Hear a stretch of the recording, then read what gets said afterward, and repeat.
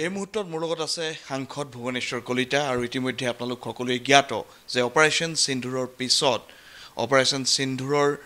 যি বিষয় সেই বিষয়খিনি আৰু পাকিস্তানে যেনেদৰে সন্ত্ৰাসবাদীক প্ৰশ্ৰয় দি আছে সেই বিষয়খিনি বিশ্বৰ দৰবাৰত তুলি ধৰিবলৈ ভাৰতে সিদ্ধান্ত গ্ৰহণ কৰিছিল আৰু সেই সিদ্ধান্ত অনুসৰি 7টা গ্ৰুপত জ্যেষ্ঠ যিসকল সাংসদ আছিলে তেওঁলোকক ভাগ কৰা হৈছিল আৰু 33খন দেশত তেওঁলোকে পাকিস্তানৰ যি সন্ত্ৰাসবাদী কাৰ্যকলাপ আৰু তাৰ প্ৰত্যুত্তৰ ভাৰতে কেনেদৰে দিছে সেই সম্পৰ্কীয় বিষয়খিনি অৱগত কৰিবৰ কাৰণে প্ৰায় 59জনীয়া সাংসদৰ এটা দল সৰ্বদলীয় সাংসদৰ দল তেওঁলোক বিভিন্ন দেশলৈ ৰাওনা হৈছিলে অসমৰ সাংসদ ভুৱনেশ্বৰ কলিতা তেখেতে লেটিন আমেৰিকা আৰু আমেৰিকাৰ 5খন দেশত তেওঁ ভ্ৰমণ কৰিছিল আৰু তাত তেওঁলোকৰ যিখিনি বিষয় অপাৰেশ্যন সিন্ধুৰৰ পিছত পাকিস্তানে কেনেদৰে ভাৰতক অশান্ত কৰিবলৈ চেষ্টা কৰি আছে কেনেদৰে পাকিস্তানে তাত তেওঁলোকে সীমাৰ সিপাৰে সন্ত্ৰাসবাদক প্ৰশ্ৰয় দিছে সেই বিষয়খিনি তুলি ধৰাৰ তেওঁলোকৰ দায়িত্ব আছিল আৰু তেওঁলোক ইতিমধ্যে আহি যি তেওঁলোকৰ 7জনীয়া তেওঁলোকৰ যিটো 7টা ডেলিগেশ্যন আছিলে সেই 7টা ডেলিগেশ্যনে দিল্লীত আহি উপস্থিত হৈছে আৰু ভুৱনেশ্বৰ কলিতা তেখেত যিটো ডেলিগেশ্যন গৈছিলে শশী থাৰুৰৰ নেতৃত্বত তেওঁলোকৰ ডেলিগেশ্যনটো আহি দিল্লীত উপস্থিত হৈছে মই আপোনাৰ ওচৰলৈ আহিছোঁ আৰু আপোনালোকে কোনখিনি বিষয় মূলতঃ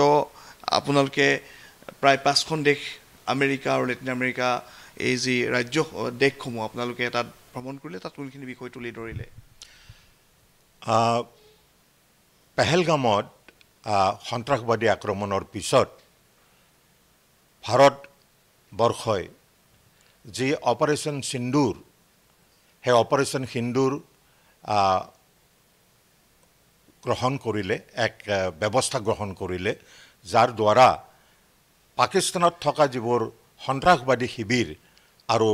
সন্ত্ৰাসবাদী য'ত অৱস্থান কৰি আছে সেই সমূহ ইতিমধ্যে তাক ধ্বংস কৰা হৈছে আৰু বিমান আক্ৰমণৰ যোগেৰে এই সন্ত্ৰাসবাদী শিবিৰসমূহ ইতিমধ্যে ধ্বংস কৰিছে কিন্তু ইতিমধ্যে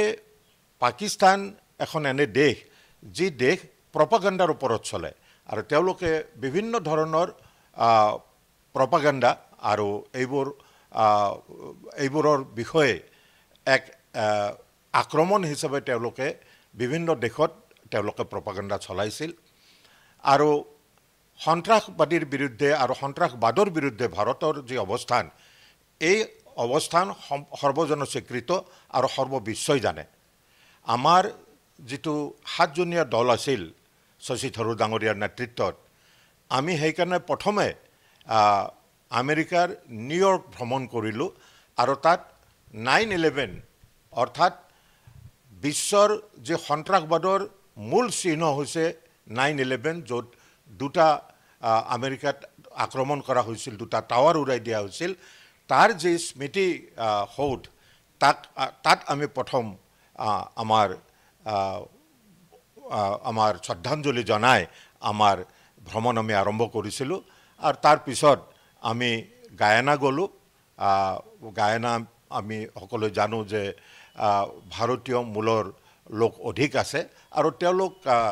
আমাৰ ৰাষ্ট্ৰসংঘৰ ছিকিউৰিটি কাউন্সিলৰো সদস্য তাৰ পিছত আমি গ'লোঁ পানামা আৰু পানামাৰ পৰা আমি কলম্বিয়া গ'লোঁ আৰু তাৰ পিছত ব্ৰাজিল আৰু শেষত আমি মাৰ্কিন যুক্তৰাষ্ট্ৰৰ ৱাশ্বিংটন DC ৰাজধানীত উপস্থিত হৈ আমি আমাৰ ভাৰতবৰ্ষৰ সন্ত্ৰাসবাদৰ বিৰুদ্ধে যিটো অৱস্থান আৰু ভাৰতবৰ্ষৰ যি সন্ত্ৰাসবাদৰ বিৰুদ্ধে যি যুদ্ধ